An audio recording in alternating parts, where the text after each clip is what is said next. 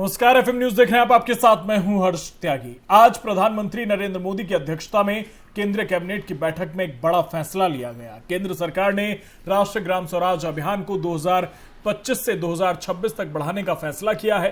केंद्र सरकार ने ग्रामीण क्षेत्रों में विकास की गति को बढ़ाने को लेकर महत्वपूर्ण फैसला लिया। केंद्र सरकार ने राष्ट्रीय ग्राम स्वराज अभियान योजना की मियाद और बढ़ा दी। बैठक के बाद इस बारे में जानकारी देते हुए केंद्रीय सूचना एवं प्रसारण मंत्री अनुराग ठाकुर ने बताया कि पीएम मोदी की अध्यक्षता में हुई केंद्रीय मंत्रिमंडल की बैठक में 5,911 करोड़ रुपए के बजट के साथ राष्ट्रीय ग्राम स्वराज अभियान को 2025 से 26 तक जारी रखने की मंजूरी प्रदान की गई। इसमें केंद्र सरकार की ओर से 3700 करोड़ रुपए खर्च किए जाएंगे, जबकि राज्य सरकार की ओर से 2,211 करोड़ रुपए का व्यय होगा। आपको बता दें कि इस योजना के तहत अगले 4 सालों में 1,75,00,000 लोगों को ट्रेनिंग दी जाएगी। केंद्रीय मंत्री अनुराग ठाकुर ने संवाददाताओं को बताया कि राष्ट्रीय ग्राम स्वराज अभियान को अब 31 मार्च 2026 तक बढ़ाया गया है और इस योजना में 60% बजट की बढ़ोतरी की गई है। साल 2025-26 तक इस योजना पर 5,911 करोड़ रुपए खर्च किए जाएंगे, जिसमें केंद्र की ओर से 3700 करोड़ जबकि राज्यों द्वारा 2,211 करोड़ रुपए खर्च किए जाएंगे।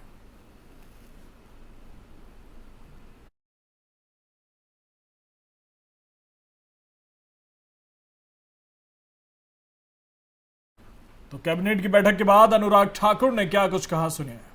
प्रधानमंत्री श्री नरेंद्र मोदी जी के अध्यक्षता में आर्थिक मामलों की मंत्रिमंडलीय समिति ने आज बैठक हुई, कैबिनेट की बैठक हुई। उसके बाद पंचायती राज को लेकर कुछ निर्णय किए गए हैं, जिससे मैं आपको अवगत करवाने आया हूं। मोदी जी की सरकार whole of government, whole of society approach को लेकर एक इकोसिस्टम तैयार करना चाहती है और राष्ट्रीय ग्राम स्वराज योजना, राष्ट्रीय ग्राम स्वराज अभियान उसी दिशा में एक कदम है। 2018 से लेकर 2022 तक इस पर कुल मिलाकर 2,364 करोड़ रुपया खर्च हुआ था। आज इसको राष्ट्रीय ग्राम स्वराज अभियान को 2025-26 तक 5,911 करोड़ रुपए का आउटले की मंजूरी दी गई है, जिसमें केंद्र का शेयर, भारत सरकार का हिस्सा 3,700 करोड़ रुपया होगा और राज्य की सरकारों का हिस्सा 2,211 करोड़ रुपया होगा। कुल मिलाकर 5,911 करोड़ रुपया 5,911 करोड़ रुपया 2025-26 तक अगले 4 वर्षों में खर्च होगा। कोरोना के दौरान केंद्र सरकार द्वारा लोगों को दी गई सहायता को लेकर केंद्रीय मंत्री पीयूष गोयल ने क्या कुछ कहा है, सुनिए। लगभग 25 महीने के अंतराल इस कोविड के बीच 80 करोड़ हमारे भाई बहनों का हर महीने 5 किलो अनाज पूरी तरीके से मुफ्त देने का जो पुण्य का काम माननीय प्रधानमंत्री जी के नेतृत्व में किया गया, जिसपे लगभग 3,40,000 करोड़ अनुमानित व्यय है। ये नेशनल फूड सिक्योरिटी एक्ट के अंतर्गत जो अनाज दिया जाता है, ये उसके अतिरिक्त है। आप सब जानते हैं, one nation one ration card, ये प्रधानमंत्री जी की कल्पना थी कि कैसे हम देश भर के गरीबों को, जो 80 करोड़ लाभार्थी हैं इस योजना के, उनको टेक्नोलॉजी से जोड़ के ये सुविधा उपलब्ध कराएं कि देश में किधर भी वो अपनी अन्न को, जो उनकी एलिजिबिलिटी है, उसको देश में कहीं भी प्राप्त कर सकें। जरूरत पड़े तो टुकड़ों टुकड़ों में प्राप्त कर सकें, अलग अलग समय ले सकें, अलग अलग बार ले सकें। अगर गांव में परिवार रहता है, कोई व्यक्ति प्रवासी मजदूर दूसरे जगह काम करता है, तो दोनों जगह अनाज मिल सके। कोई 3 जगह लेना चाहे 3 जगह ले ले। और आपको जान के खुशी होगी कि लगभग 65 करोड़ ऐसे पोर्टेबिलिटी ट्रांजैक्शन से लोगों ने अपने घर के अलावा दूसरी जगह पे अपने अन्न को आइदर इन फुल और इन पार्ट लिया है, उसका लाभ उठाया है। उल्टे कोविड महामारी के दौरान कई लोगों को लगता था कि भारत में तो बहुत ही तकलीफ आएगी, भारत कैसे अपने लोगों को संभालेगा। जब लॉकडाउन था तब तो विशेषकर बड़ी चिंता रहती थी, पर मैं समझता हूं प्रधानमंत्री जी ने अपने गरीब देशवासियों का, खासतौर पे प्रवासी मजदूरों का एक चट्टान की तरह साथ दिया, सुनिश्चित किया कि हर एक तक महामारी के बावजूद हर। दिल्ली में छत्तीसगढ़ के सीएम भूपेश बघेल और गृहमंत्री अमित शाह के बीच मुलाकात हुई। केंद्रीय गृह मंत्रालय में प्रस्तावित इस बैठक में नक्सली समस्या, प्रभावित क्षेत्रों के विकास आदि मुद्दों से जुड़े नीतिगत मसलों पर बातचीत हुई। बैठक में गृह विभाग के अपर मुख्य सचिव सुब्रत साहू और पुलिस महानिदेशक अशोक जुनेजा भी शामिल हुए और बताया जा रहा है कि बैठक में सीएम बघेल ने केंद्र से नक्सल प्रभावित इलाकों के विकास के लिए फंड की मांग की है। अमित शाह से मुलाकात के बाद भूपेश बघेल ने कहा कि छत्तीसगढ़ से संबंधित मुद्दों पर चर्चा हुई। छत्तीसगढ़ में सीआरपीएफ के लिए लगभग 11,000 करोड़ रुपए का भुगतान काटा गया। उत्तर पूर्व की तरह ही हमने छत्तीसगढ़ में छूट के लिए अनुरोध किया है। 2021 में सभी नक्सल प्रभावित राज्यों को विशेष सहायता बंद कर दी गई थी, इसे फिर से शुरू करने का अनुरोध किया है। साथ ही भूपेश बघेल ने कहा कि हमने अनुरोध किया कि केंद्र हमें प्री फैब्रिकेटेड स्टील ब्रिज के लिए अनुमति दे और पिछली बैठक में हमें मौखिक अनुमति मिली थी, लेकिन सहमति अभी तक नहीं दी गई है। जून में जीएसटी मुआवजा सिस्टम खत्म होने जा रहा है और इसका राज्यों पर बुरा असर पड़ेगा, इसे लेकर भी केंद्रीय मंत्री से बात की गई।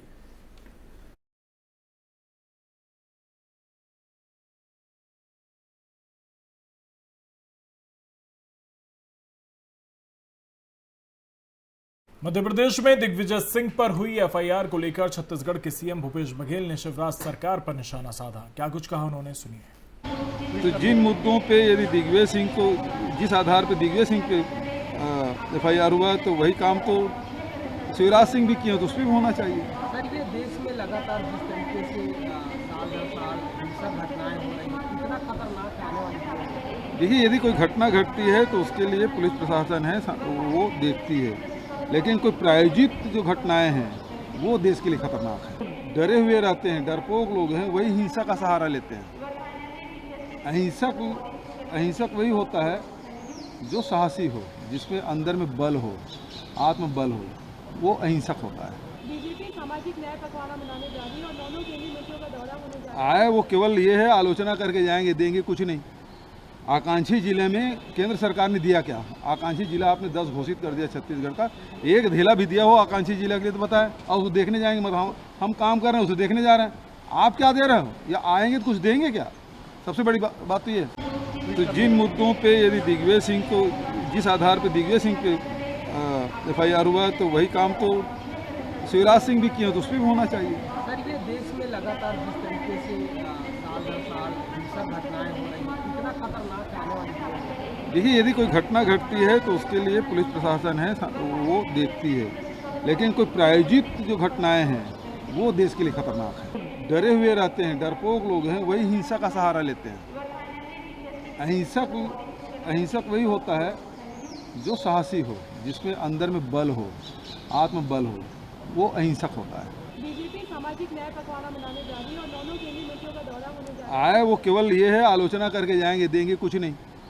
आकांक्षी जिले में केंद्र सरकार ने दिया क्या? आकांक्षी जिला आपने 10 घोषित कर दिया छत्तीसगढ़ का, एक ढेला भी दिया हो आकांक्षी जिला के लिए तो बताए, और उसको देखने जाएंगे। मतलब हम काम कर रहे हैं, उसे देखने जा रहे हैं। आप क्या दे रहे हो, या आएंगे तो कुछ देंगे क्या? सबसे बड़ी बात तो ये है।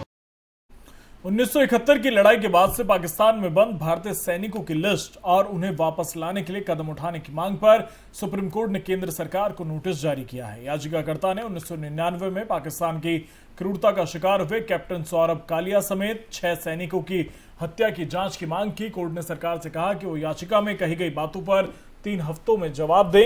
आपको बता दें कि 1971 में पाकिस्तान में युद्धबंदी बने मेजर कंवलजीत सिंह के साथ पूर्व सैनिक वीर बहादुर सिंह ने यह याचिका दाखिल की है। याचिका में बताया गया है कि युद्ध के बाद ये बात सामने आई थी कि पाकिस्तान 54 भारतीय युद्धबंदियों को भारत भेजेगा, लेकिन उसने ऐसा नहीं किया। याचिका में रक्षा मंत्रालय, विदेश मंत्रालय और सेना प्रमुख को प्रतिवादी बनाया गया है। सुप्रीम कोर्ट के जस्टिस डीवाई चंद्रचूड़ और सूर्यकांत की बेंच ने याचिका में कही गई बातें महत्वपूर्ण मानी है और जजों ने केंद्र को 3 हफ्तों में मामले पर अपना पक्ष रखने के लिए कहा। आपको बता दें कि कैप्टन सौरभ कालिया के पिता ने भी 2012 में इस मसले पर सुप्रीम कोर्ट में याचिका दाखिल की थी, लेकिन उसका कोई ठोस परिणाम नहीं निकला था।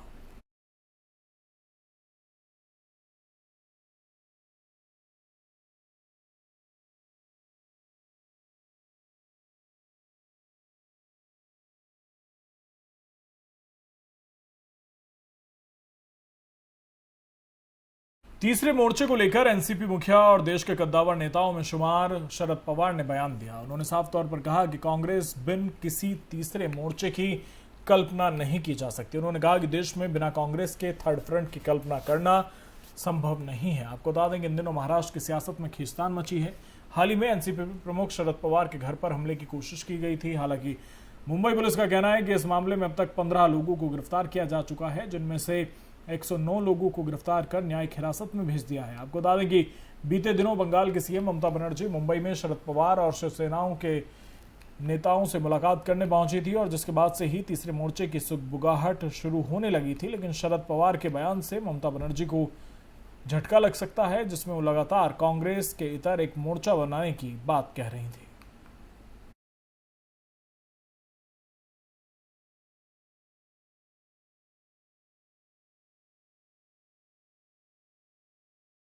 तेजाब मामले ने एक बड़ा मोड़ लिया है। आपको बता दें कि फैसला देने के लिए कर्नाटक हाई कोर्ट के जजों को धमकाने वाला रहमतुल्लाह को सुप्रीम कोर्ट पहुंच गया है और वहीं उसने यह अनुरोध किया है कि उसके खिलाफ बेंगलुरु में दर्ज केस रद्द कर दिया जाए। साथ ही याचिका में ये मांग की गई है कि अगर कोर्ट मुकदमा रद्द नहीं करता तो कम से कम बेंगलुरु में दर्ज केस को मदुरई ट्रांसफर कर दें। आपको बता दें कि सुप्रीम कोर्ट ने याचिका पर तमिलनाडु और कर्नाटक सरकार को नोटिस जारी किया और मई के दूसरे सप्ताह में मामले की सुनवाई होगी।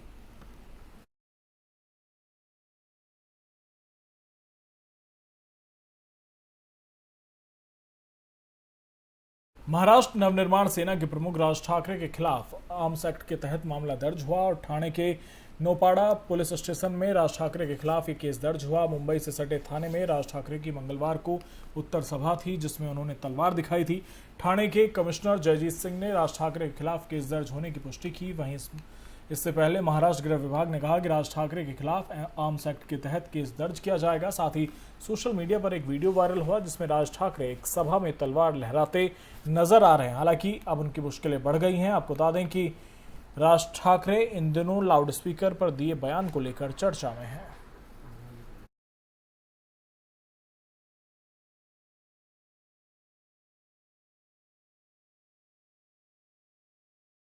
राजस्थान के करौली में हुई सांप्रदायिक हिंसा के विरोध में आज बीजेपी ने करौली में न्याय यात्रा करने का ऐलान किया था, जिसे पुलिस ने रोक दिया। इस यात्रा के लिए बीजेपी युवा मोर्चा के राष्ट्रीय अध्यक्ष तेजस्वी सूर्या भी पहुंचे थे। यात्रा रोकने के बाद बीजेपी कार्यकर्ताओं ने हंगामा शुरू कर दिया।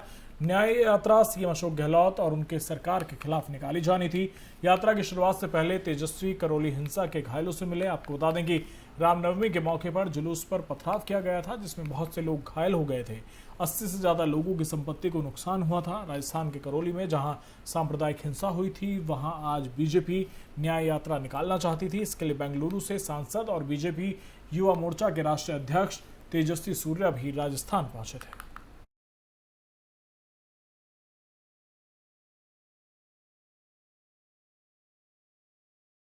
करौली हिंसा पर सियासी संग्राम को लेकर बीजेपी और ओवैसी ने गहलोत सरकार पर हमला बोला है। ये तानाशाही सरकार ने हम सब लोगों को रोका है। जिस जगह पे हम सब लोग हैं, यहाँ 144 लागू नहीं है। उसके बावजूद भी सरकार ने हम सब लोगों के जो संवैधानिक अधिकार है, आंदोलन खड़े करना, करौली जाना, ये हमारा संवैधानिक अधिकार है। ये तानाशाही सरकार हमारा संवैधानिक अधिकार को भी छीन रहे हैं। इसके खिलाफ युवा मोर्चा यकीनन वो फेलियर है राजस्थान की कांग्रेस गवर्नमेंट का, और उनकी नाहिली और नाकारापन से ही वो कम्युनल राइट हुआ, जिसमें एक टारगेटेड वायलेंस मुस्लिम कम्युनिटी पर किया गया है। और इससे बहुत बड़ा नुकसान हुआ। अभी पोलराइजेशन हो रहा, आपको लग रहा है बीजेपी कर रही है इसे? तो देखिए, सरकार की पहली जिम्मेदारी होनी चाहिए कि लॉ एंड ऑर्डर कंट्रोल करें। हम ये उम्मीद कर रहे थे कि अशोक गहलोत साहब सबक हासिल करेंगे। जो साबिक़ा में जो मुख्यमंत्री थे तो उसको कुरान करीम को जलाया गया, 10 मुसलमान पुलिस फायरिंग में मारे गए, और ऐसा लगता है कि वो माजी में जो हुआ उससे वो सबक हासिल नहीं किए, और इन्हीं वजहों से, इन्हीं गलतियों से फसाद होता है और फिरका परस्ती। लंबे समय से कांग्रेस में चल रही अंदरूनी कलह को लेकर भारत सरकार में पूर्व विदेश मंत्री और गांधी परिवार के खास सलमान खुर्शीद से हमारी संवाददाता तोशी मेंदोला ने खास बात की। मेरे साथ बात करने के लिए कांग्रेस के सीनियर लीडर और पूर्व विदेश मंत्री सलमान खुर्शीद जी मौजूद है। खुर्शीद जी, कांग्रेस की अगर हम बात कर रहे हैं, लगातार देख रहे हैं नेता जो है आपकी पार्टी के नेतृत्व पे सवाल खड़े कर रहे हैं। क्या वक्त आ चुका है एक बड़े बदलाव का? आपकी क्या राय है? देखिए, ये बड़ी अजीब बात है।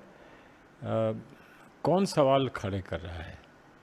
जिसने इसी नेतृत्व से और इसी व्यवस्था से सब कुछ पाया है, वो सवाल आज खड़े कर रहा है। बहुत सारे लोग ऐसे हैं जिनको सिर्फ एक विश्वास है कांग्रेस में और कांग्रेस के नेतृत्व में। बहुत कुछ उनको मिल सकता होगा, नहीं मिल पाया। सबको नहीं मिल जाता है, इतनी बड़ी संस्था में सबको तो नहीं मिलता है। वो लोग नहीं आज प्रश्न उठा रहे हैं, वो लोग आज भी नेतृत्व के साथ हैं। हम सब आज भी नेतृत्व के साथ हैं। गए हैं, अलग अलग दो लोग हैं।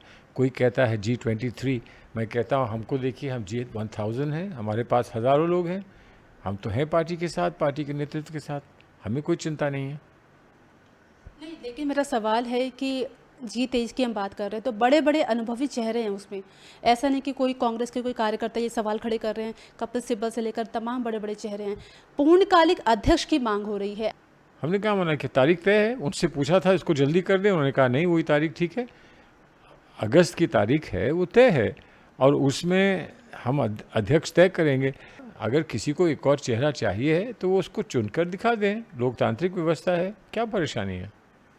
2024 लोकसभा चुनाव है, उसकी तैयारी तो दूर, पार्टी के अंदर अंतर्कलह चल रहा है। ऐसा नहीं है। 2024 पर हमारी नज़र जो है वो 2024 पर है। एक बड़ा महत्वपूर्ण चुनाव होगा हमारे लिए और इस देश के लिए। अगर मैं आपसे पूछूं, क्योंकि आप गांधी परिवार के खास हैं, मैं पूछूं आपसे कि राहुल गांधी या प्रियंका गांधी अध्यक्ष के तौर पर? एक पार्टी में जो लोग बहुत समय से हैं वो एक बात समझते जानते हैं कि प्रियंका जी राहुल जी से आगे नहीं निकलना चाहती हैं। उनको अपने भाई में पूरा विश्वास है, हमें उनमें पूरा विश्वास है। तो जब वो नहीं चाहती, हम नहीं चाहते, तो कौन है जो बैठा बैठा ये बना रहा है, ये एक नई तस्वीर बना रहा है कि उसमें प्रियंका जी होंगी, राहुल जी नहीं होंगे? हम नहीं इसको मानते हैं। भाजपा बांटने की राजनीति करती है, ऐसा मैं नहीं, ऐसा कांग्रेस पार्टी कहती है। उसके बाद भाजपा की जिस तरीके से चुनाव में जीत हुई है 4 राज्यों में, कांग्रेस को फिर क्या दिक्कत हुई? कांग्रेस अपनी बात जनता तक क्यों नहीं पहुंचा पा रही है? जनता का एक निर्णय होता है, बहुत सोच समझ के जनता लेती है। हो सकता है कि हम पूरी तरह से सहमत ना हो जनता के निर्णय से, लेकिन उसे स्वीकार हम करते हैं, उसको हम मानते हैं कि लोकतांत्रिक निर्णय है, तो इसलिए उसका सम्मान करना है, उसे स्वीकार करना है। लेकिन ऐसा नहीं है कि जनता निर्णय ले ले तो हम जनता के निर्णय के गुलाम बन जाएं। हमको जनता को समझाना, जनता को सही राह दिखाना, जनता को विश्वास पर लेना। लेकिन जब वो उत्तर प्रदेश की स्थिति को देखते हैं तो वो ये कहते हैं कि यहाँ पर सरकार कांग्रेस नहीं अभी बना सकती है, और अगर बीजेपी की सरकार को हटाना है तो किसी और को ढूंढना होगा। तो कभी वो बसपा को ढूंढ लेते हैं, कभी वो सपा को ढूंढ लेते हैं। इस बार उन्होंने निर्णय किया था कि सपा को भरपूर वोट अपना देकर सपा को जिताएंगे, ये उनका निर्णय था। एक आखिरी सवाल है, आपकी जो किताब आई थी सनराइज ओवर अयोध्या, उस किताब को लेकर बहुत चर्चाएं हुई। आपने उसमें हिंदुत्व की तुलना जिस तरीके से ISIS बोको हराम से करी है। हम हिंदुत्व विरोधी तो नहीं है, हम तो हिंदू धर्म का सम्मान करते हैं। कौन होगा हिंदुस्तान में जो हिंदू धर्म का सम्मान नहीं करेगा? बंद है। और इसीलिए किताब में ये नहीं लिखा सनसेट ओवर अयोध्या, नहीं लिखा सनराइज ओवर अयोध्या लिखा। अब जो अनपढ़ लोग हैं वो समझ ना पाएँ तो मैं उसका क्या करूं? और जो हिंदू धर्म का विरोध करता है उनका विरोध करने का तो मुझे अधिकार है कि नहीं है? जो एक बहुत महान धर्म को बहुत तुच्छ बना देता है, उसका मैं विरोध ना करूं। तो मेरे साथ जुड़े थे पूर्व विदेश मंत्री सलमान खुर्शीद जी, जिन्होंने FM न्यूज़ के साथ बातचीत करी है और इस दौरान उन्होंने बेबाकी से हमारे तमाम सवालों का जवाब दिया है। कैमरा पर्सन निहाल के साथ ओशी मंदोला, नई दिल्ली। उत्तर प्रदेश के कुशीनगर जिले में एक दिल दहला देने वाली घटना सामने आई। यहां खड्डा थाना क्षेत्र के सालिकपुर मौजा में गंडक नदी से निकली शाखा की छोटी नाव से पार कर रहे 10 मजदूर बुधवार की सुबह अचानक डूबने लगे। चीख पुकार मच गई। कुछ ही दूरी पर खेतों में काम कर रहे 2 व्यक्ति उनके बचाव में दौड़े, तब तक ये लोग नदी में गिर गए और डूबने लगे। पुलिस ने गोताखोरों की मदद से जाल डालकर 3 महिलाओं के शव बरामद किए हैं, जबकि 7 लोगों को बचा लिया गया। बताया जा रहा है कि हनुमानगंज थाना क्षेत्र के बोधी छपरा गांव के निवासी मिश्री निषाद का खेत गंडक नदी के उस पार सालिकपुर मौजा के दियारा में है और खेत में गेहूं की फसल बोई हुई है। गेहूं की फसल काटने के लिए ये मजदूर नदी पार कर रहे थे, उस वक्त ये हादसा हुआ। फिलहाल गोताखोरों की मदद से पुलिस और ग्रामीण लापता 3 लोगों को ढूंढने का प्रयास कर रहे हैं और इसके बाद से गांव के लोगों में आक्रोश है, साथ ही डर का माहौल भी बना हुआ है।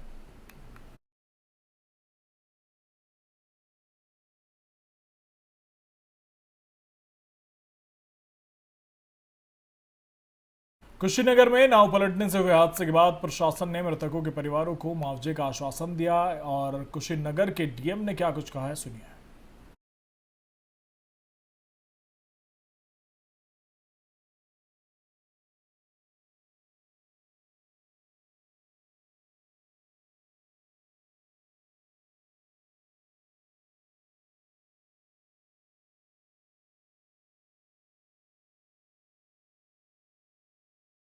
जो घटना हुआ दुखद है, क्योंकि वो नाव उनके ऊपर ही पलट गया, जो बाकी 7 लोगों को बचा लिया गया और ये 3 लोगों को बचा नहीं पाए और आगे इसमें कार्रवाई की जा रही है। सर, मृतक के परिजनों को क्या कुछ मदद जो है वो ये दैवीय आपदा में कवर होता है, तो उसमें जो इनके लिए अनुमन्य है वो पूरा सहायता दी जाएगी।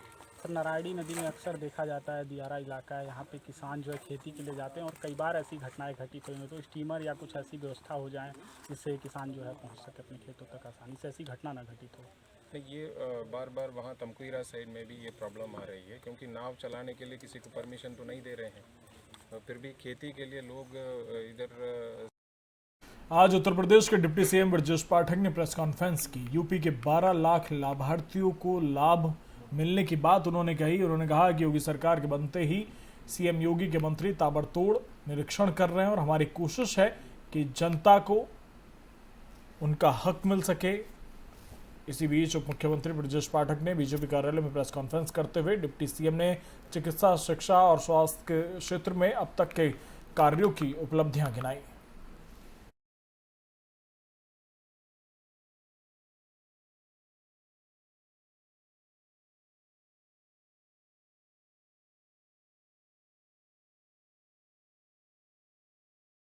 और अपनी प्रेस कॉन्फ्रेंस के दौरान डिप्टी सीएम ब्रजेश पाठक ने क्या कुछ कहा, सुनिए।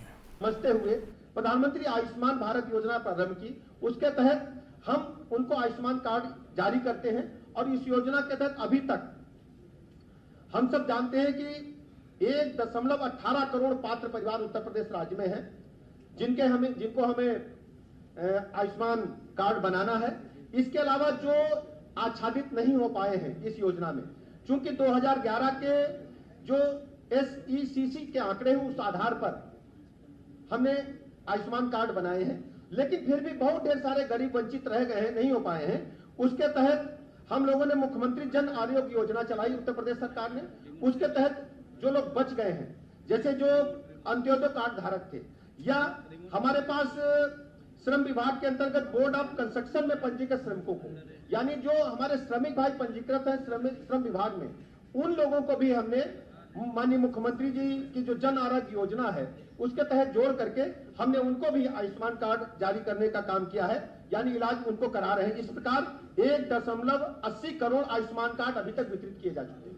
1.80 करोड़ आयुष्मान कार्ड वितरित किया जा चुके हैं, जिसके कारण 5 लाख तक का निःशुल्क इलाज करने की व्यवस्था उन गरीब परिवारों को हमारी केंद्र की सरकार ने और उत्तर प्रदेश सरकार ने किया है। इसके अलावा अभी तक 1200 करोड़ रुपए का व्यय हुआ है और लगभग 12 लाख लोगों ने इस योजना से अभी तक लाभ उठाया है। 12 लाख लोगों ने उत्तर प्रदेश राज्य के इस योजना से लाभ उठाया है और इस पर 1200 करोड़ रुपए व्यय हुआ है। इसके अलावा 2949 अस्पताल इसके लिए आबद्ध किए गए हैं। जो सरकारी क्षेत्र के साथ साथ निजी क्षेत्रों में बेहतर काम कर रहे हैं उनको आबद्धता दी गई है, जहां पर आयुष्मान कार्ड के तहत उनको निःशुल्क इलाज मिलेगा। इसके अलावा हम सब जानते हैं कि कोविड महामारी एक हमारे सामने बहुत बड़ी चुनौती थी। कोविड महामारी के कारण सभी लोग डिस्टर्ब थे, लेकिन उत्तर प्रदेश राज्य में बेहतर प्रबंधन हुआ है। इस दिशा में जो काम हुए हैं वो विस्तृत रूप से आपके समक्ष हम रखना चाहेंगे। सभी 75 जनपदों में इंटीग्रेटेड कोविड कमांड सेंटर की स्थापना की गई। इसके अलावा फिलहाल मेरे साथ इतना ही। बने रहिए FM न्यूज के साथ। नमस्कार।